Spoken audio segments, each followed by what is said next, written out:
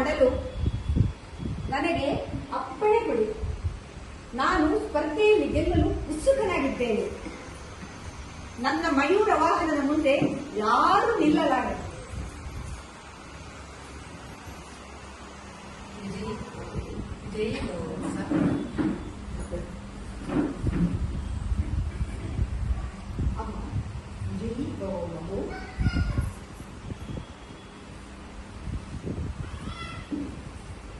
ನಾನು ಸ್ವರ್ಗದ ಇಂದ್ರ, ಆದರೂ ಈ ಸ್ಪರ್ಧೆಯಲ್ಲಿ ಕಾರ್ತಿಕೇಯ ಬಹಳಷ್ಟಾನೆ. ಅವನನ್ನು ಮೋಸದಿಂದಲೇ ಸೋಲಿಸಬೇಕು. ಕೊನೆಯಂತೆ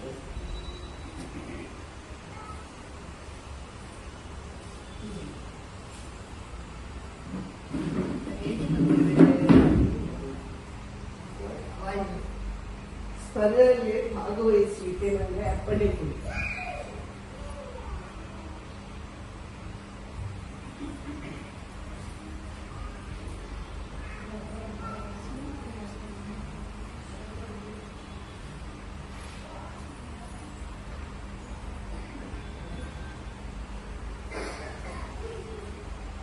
ಏಕೆ ಬಂದಿದ್ರು ವರುಣ?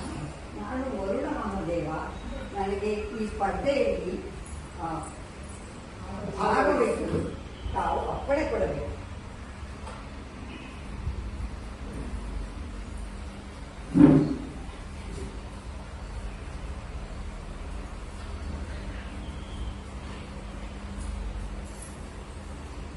ಎಲ್ಲರೂ ತಮ್ಮ ದೊಡ್ಡದಾದ ವಾಹನಗಳಲ್ಲಿ ವೇಗವಾಗಿ ಹೊರಟಾಯಿತು.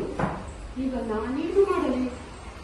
ನನ್ನ ಮಿತ್ರ ಮೂಷಕ ಬಹಳ ಚಿಕ್ಕದು, ಅದಲ್ಲದೆ ಅದು ಅತಿ ನಿಧಾನವಾಗಿ ಚಲಿಸುತ್ತದೆಯಲ್ಲ. ಏನು ಮಾಡಲಿ? ಪಾಪ ಅದೇನು ಮಾಡುತ್ತದೆ? ಸ್ಪರ್ಧೆಯಲ್ಲಿ ನಾನೇನೋ ಭಾಗವಹಿಸಿಬಿಟ್ಟಿದ್ದೇನಲ್ಲ, ಈಗೇನು ಮಾಡಲಿ?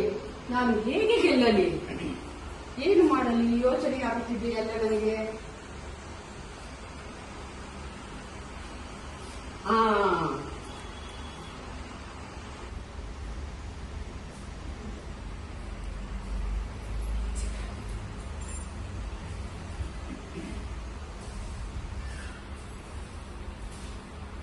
ನನ್ನನ್ನು ಮಂದಬುದ್ಧಿ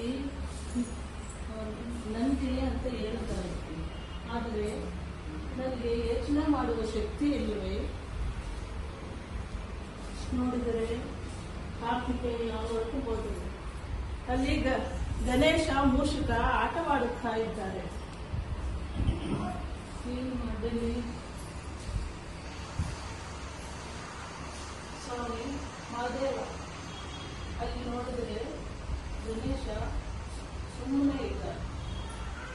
ಯಾವುದು ಸ್ಪರ್ಧೆ ಏನು ಯೋಚನೆ ಇಲ್ಲದೆ ಸುಮ್ಮನೆ ಇದ್ದಾರೆ.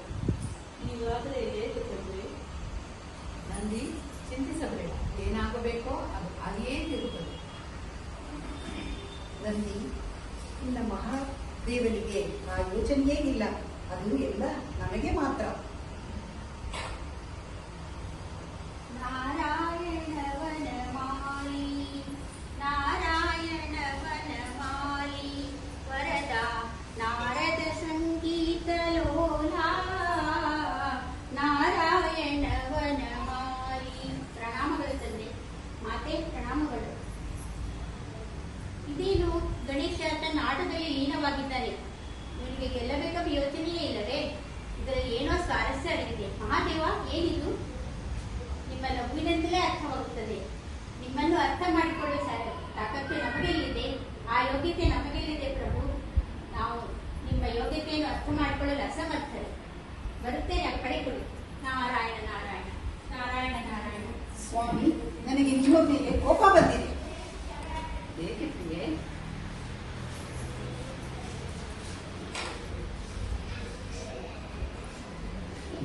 ಯೋಚನೆಯೇ ಇಲ್ಲದೆ ಶಾಂತವಾಗಿದ್ದೀರಲ್ಲ, ಅದಕ್ಕೆ.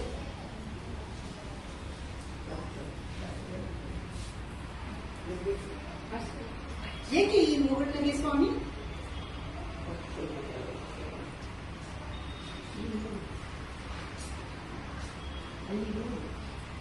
ಅಲ್ಲಿ ನೋಡು. ತಂದೆಯವರೇ ಕುಳಿತುಕೊಳ್ಳಿ. ಅಮ್ಮ, ತಂದೆ ಪಕ್ಕ ಕುಳಿತುಕೊಳ್ಳಿ. ನನ್ನನ್ನು ಆಶೀರ್ವದಿಸಿ.